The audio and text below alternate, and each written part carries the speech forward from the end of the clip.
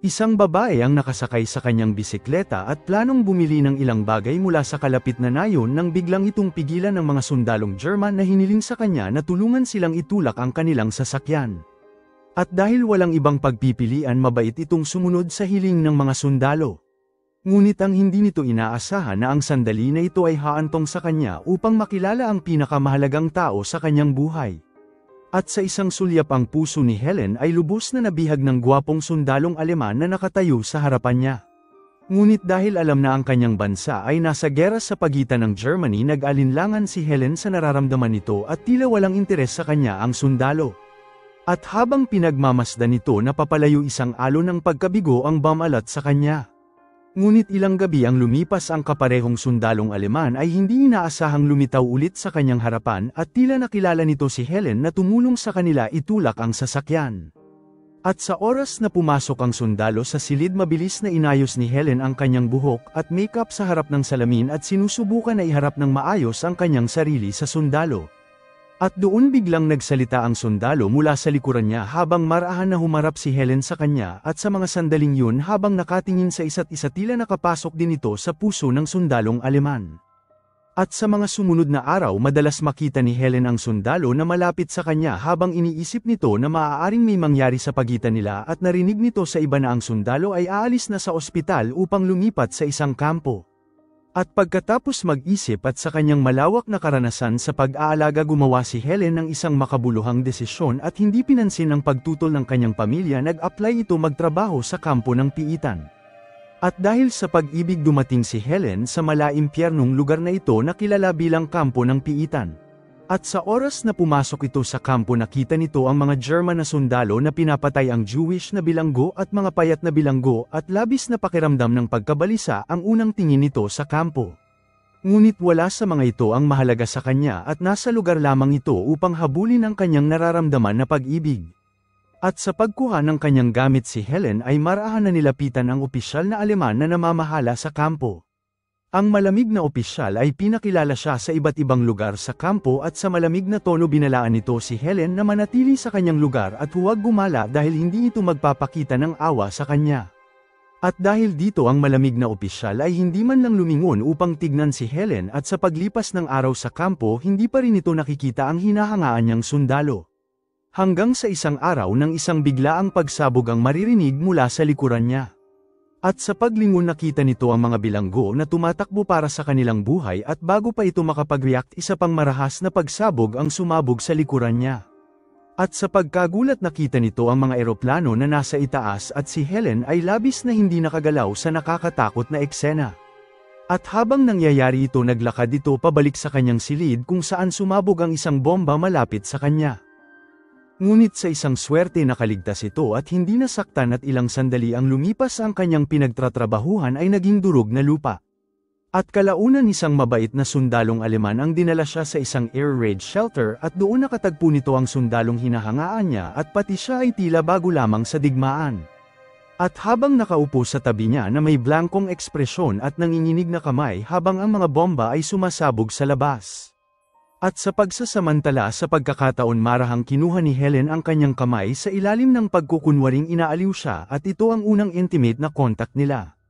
At nang maglaon, nakita ni Helen ang isang bilanggo na nagnakaw ng isang bote ng gamot, at mabilis nitong hiniling na ibalik niya ito sa mesa, at nagbabala na sasabihan nito ang mga guard. Ngunit nagmakaawa ang bilanggo at sinabing plano nitong tumakas sa gabi at kailangan ng gamot para sa kanyang sakit sa panahon ng paglalakbay. At nang marinig ito, si Helen ay saglit na nalito kung ano ang dapat nitong gawin. Pagkatapos ay nakiusap ang bilanggo na huwag isarado ang pinto ng ward sa gabi upang matulungan siyang makatakas. Nangako ito na magmumukha itong sapilitang binuksan ang pinto at hindi idadamay si Helen. At habang nag-aalinlangan si Helen, ang dalawang sundalong Aleman ay pumasok kasama ang isang sugatan na lalaki. Mabilis na bumalik si Helen sa realidad at sinabi sa bilanggo na magkukunwari ito na wala siyang narinig, at pagkatapos ay iniwan nito ang silid. Ngunit nang maglaon ng kanyang mabait na puso ay muling nag-alinlangan. At pagkatapos ng maraming pag-iisip, pinili nitong tulungan ang tatakas na bilanggo.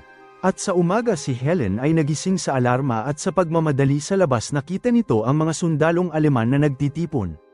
Pagkatapos ay nalaman nito na naghahanda sila upang hanapin ang tumakas na bilanggo na labis nitong ikinatakot at nag-iisip na baka ang bilanggo ay ilantad ang kanyang pangalan. At sa mga sandaling yun nakita nito ang sundalong hinahangaan niya na si Johannes at nalaman na ito ang mamumuno sa misyon at nagmakaawa na sumama ito. Pinaliwanag nito na bilang isang nurse maaari itong makatulong kung may masugatan sa mga sundalo at dahil na rin sa nararamdaman nito. Pumayag si Johannes nang hindi nag-aalinlangan at si Helen ay sumama sa misyon kasama ang kanyang minamahal na si Johannes. At pagkaraan ng ilang oras ang kanilang landas ay hinaranggan ng mga sundalo at pinaalam sa kanila ng mga ito na ang mga mines ay itinanim ng mga partisan at hindi madadaanan ang lugar. At dahil walang ibang pagpipilian bumaba sila at naghintay na maalis ang mga mines at sa pagsasamantala ng pagkakataon tinanong ni Helen si Johannes kung maaari ba nitong iligtas ang bilanggo. At sa kanyang gulat tumugon si Johannes na ito ay kanyang tungkulin at hindi niya ito magagawa. At doon lumitaw ang mga eroplano ng mga Sobyet at naglunsad ng matinding pambobomba. Ang mga tropa ng Sobyet na nakatago sa malapit ay nagsimulang magpaputok sa kanila. At sa kaguluhan dinala ni Johannes si Helen sa isang pagtakas at nagtago sila sa likod ng isang truck at mahigpit na niyakap ang isa't isa. At sa mga sandaling yun ng pagiging malapit kay Johannes nawala ang takot ni Helen at napalitan ng labis na kaligayahan. At habang hawak ng mga Sobyet ang kalamangan ang mga Aleman ay dumanas ng matinding pagkalagas at nagsimulang umatras. Pinangunahan ni Johannes si Helen sa isang desperadong pagtalon sa isang maliit na ilog habang dumaan ang mga bala sa ulo nila. At sa kabutihang palad na gawa nilang makatakas sa digmaan at ang kanilang ugnayan ay labis na lumalim pagkatapos ng karanasan na ito. At sa sumunod na umaga nagsimula silang maglakad pabalik sa kampo at hindi nagtagal sa kanilang paglalakbay narating nila ang isang abandonadong bahay at nang walang pag-aalinlangan binuksan ni Helen ang pinto at sinabing pagod na ito para magpatuloy. At sa katotohanan nais nito ng mas maraming oras kasama si Johannes at nanatili sila sa bahay mula sa umaga hanggang maghapon. Ngunit sa buong panahon na yon nakahiga si Johannes sa kama na nakatalikod kay Helen. Si Helen ay umupo malapit sa kalan at tahimik na pinagmamasdan siya habang ang buong araw ay lumipas at sa hapon lamang tumayo ang gutom na Johannes. At pagkatapos ng araw ng pananahimik nagsimula silang mag-usap at sa halip na bumalik agad sa kampo gumugol sila ng ilang araw na magkasama sa abandonadong bahay. Ang kanilang pagmamahalan sa isa't isa at lubos na namulaklak at masaya silang namuhay sa kagubatan na tila ang digmaan ay hindi umiiral sa mundo. At isang araw ilang putok ang umalingawngaw sa kagubatan at napagtanto ni Helen na ang kamera ni Johannes ay maaaring may mga sikreto at mas naging seryoso ito sa tuwing nababanggit niya ito.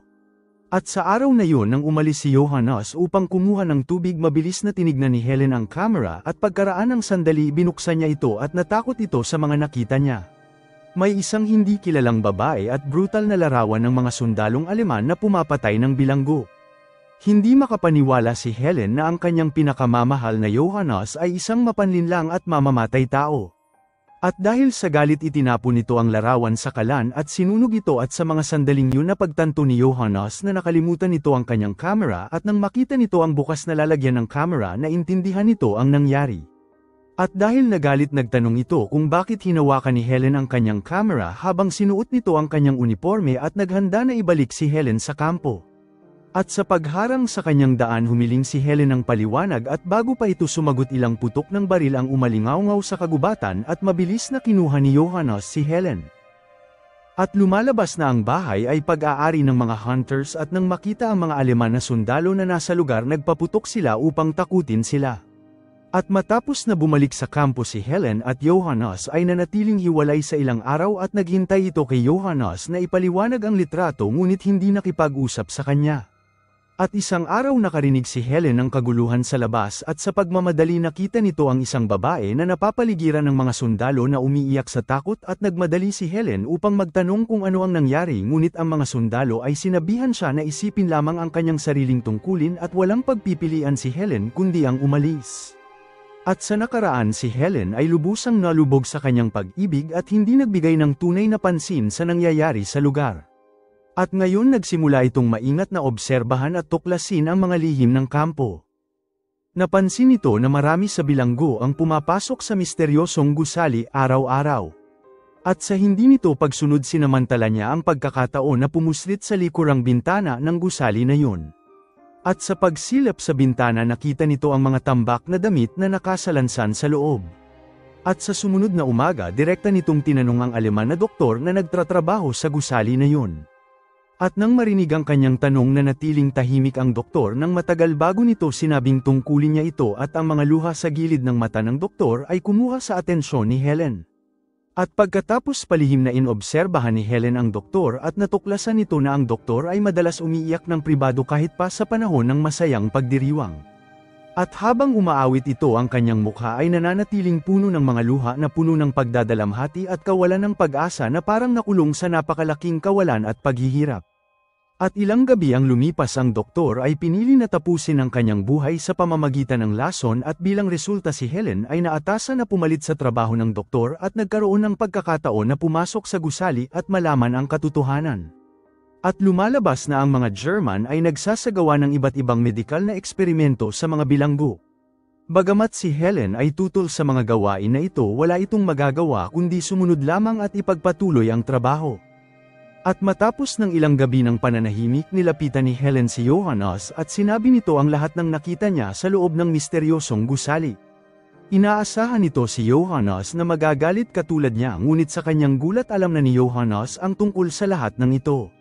Nagbahagi din ito ng mas ilang nakakatakot na katotohanan dahil ang trabaho ni Johannes sa army ay bilang isang photographer at madalas nitong kasama ang tropa ng mga Aleman at nagre-record ng maraming madilim na sikreto na kailanman hindi maibubunyag sa labas ng mundo. At ang ilang brutal na pagpatay na naganap sa harapan ng kanyang mata ay nagdulot ng matinding pinsala sa mabait na puso ni Johannes. Dahilan upang magkaroon nito ng kondisyon na nagpapanginig sa kanyang buong katawan at ang kanyang kamay ay patuloy nanginginig. Ang mga larawan na nakita ni Helen sa bahay ay mga lihim na katibayan na itinago ni Johannes sa kalupitan ng mga German at ang babae sa mga isa sa litrato ay ang kanyang unang babaeng minahal na isang Hudyo na namatay sa loob ng piitan. At matapos na marinig ang pag-amin ni Johannes marahan na itinaas ni Helen ang kanyang ulo at napagtanto na ngayon ay naiintindihan na niya ito. At sa sumunod na araw nakatanggap si Johannes ng agarang utos at inilipat sa labas ng kampo. At ang matalas na pag-iisip ni Helen ay naintindihan na sa ganitong magulong panahon ang palam na ito ay maaaring huli na. Ngunit sila ay hindi gaanong mahalaga na mga tao na naipit sa kasaysayan at ang kanilang mga kapalaran ay wala sa kanilang mga sariling kamay. At dahil walang magawa pinagmasdan lamang ni Helen ang kanyang minamahal sa pag-alis nito. Aktibo itong nagtungo sa opisyal ng Aleman at humihiling ng pahintulot na umalis na sa kampo. Inalok siya ng opisyal ng isang baso ng alak at nagpapasalamat sa kanyang kontribusyon sa kanilang ikatlong nasasakupan. Inakala ni Helen na ito ang kanyang pamamaalam ngunit sa kanyang pagkadismaya sinabi ng opisyal sa kanya na ang gera ay bumabalik na sa mga Alemanya at kailangan nila ang pagsisikap ng lahat at hindi nito hahayaan ang sinuman na umalis sa kampo kabilang na mismo ang kanyang sarili. At doon lubos na intindihan ni Helen na mula sa oras na nagboluntaryo ito na magtrabaho ay nakulong na ito sa isang hindi nakikitang sapot at upang makaalis sa lugar kailangan matapos ang gera o kung hindi siya ay magiging isang malamig na bangkay. At walang magawa pinagpatuloy nito ang pagsasagawa sa eksperimento ng mga Aleman araw-araw at pinagmumultuhan ng kawalan pag-asa sa mga mukha ng mga bilanggo. At paulit-ulit kinuha nito ang larawan na kinuha ni Johannes para sa kanya at inalala ang kanilang matamis na araw na magkasama. Bagamat gumugol lamang sila ng ilang araw ang mga alaala na yun ay nagbigay kay Helen ng lakas ng loob para magpatuloy. At araw-araw may dumarating na bagong bilanggo at nagwawakas ang kanilang mga buhay sa mga nagdaraang oras. At isang araw habang nagmamarka sa mga bilanggo para sa eksperimento bigla nitong nakita ang isang babae na matalik na kaibigan ng kanyang ina. Mabilis na nagtungo si Helen sa opisyal na Aleman at nakikiusap na magpakita ng awa at palayain ang kaibigan ng kanyang ina. Ngunit ang malamig na opisyal ay hindi tumugon ngunit kalaunan masama ang loob nito na pumayag na huwag gamitin ang kaibigan ng ina ni Helen para sa eksperimento. 3 buwan ang lumipas ang opisyal ay nakatanggap ng agarang utos at ang frontline ay bumagsak at mabilis silang pinapalisan sa kampo. At ibig sabihin nito ay dapat sunugin nila ang lahat ng dokumento at patayin ang lahat ng bilanggo upang masira ang lahat ng ebidensya. Ang kampo ay sumabog sa isang galit na aktibidad at wala nang nagtratrabaho ng palihim at sinimula ng mga Aleman ang pagtapos sa mga bilanggo ng lantaran at binabawasan ang kanilang bilang sa araw at gabi. Napuno ng putok ng baril at hiyawan ang lugar at nang makita ang patayan nahulog si Helen sa labis na katahimikan. At upang protektahan ang kaibigan ng kanyang ina palihim niya itong itinago sa silid ng interogasyon na bihirang ginagamit ng mga Germans. At dahil sa kaguluhan pumasok si Helen sa opisina ng opisyal at minsan itong nakita kung saan ito itinago ang susi at ngayon ay plano nitong magnakaw ng mga sensitibong dokumento at pananaliksik. Ngunit sa oras na buksan nito ang safe narinig nito ang isang yabag na papalapit at dahil nagpanik mabilis na ibinalik ni Helen ang files at isinarado ang safe at itinago ang susi sa kanyang sapatos at umupo sa lamesa at nagkukunwari na magre-report sa opisyal. Ngunit ang naghihinala na opisyal ay mabilis na sinabing ibigay nito ang susi ng safe. Natarante si Helen sa loob ngunit pilit nitong sinabi na wala itong nakitang susi. At dahil dito inutusan ng opisyal ang kanyang tauhan na suriin ang safe at nang sabihin ng mga ito na nawawala ang susi sinampal ng opisyal si Helen ng malakas sa kanyang mukha. At ang pag-atake na yun ay pumukaw sa tapang na matagal nang nakabaon sa puso ni Helen. At sa unang pagkakataon malakas nitong sinumpa ang opisyal bilang isang berdugo at isang demonyo. At nagsisisi ito na tinulungan niya ito magsagawa ng kasuklam-suklam na eksperimento at sinumpa niya ito sa impyerno. Ngunit kahit gaano pa ang labis na galit ni Helen ang pagpatay sa kampo ay nagpatuloy. Siya ay tinanong sa publiko para sa pagtatangkang pagnanakaw ng mga lihim ng estado at patulong sa pagtakas ng mga bilanggo. At doon napansin ng mga Germans na nawawala ang isang bilanggo na siyang kaibigan ng ina ni Helen at tiyak ang opisyal na sangkot siya dito. Sinabi nito sa kanya na ibunyag nito ang kinaroroonan ng bilanggo at ang lahat ay kakalimutan nito.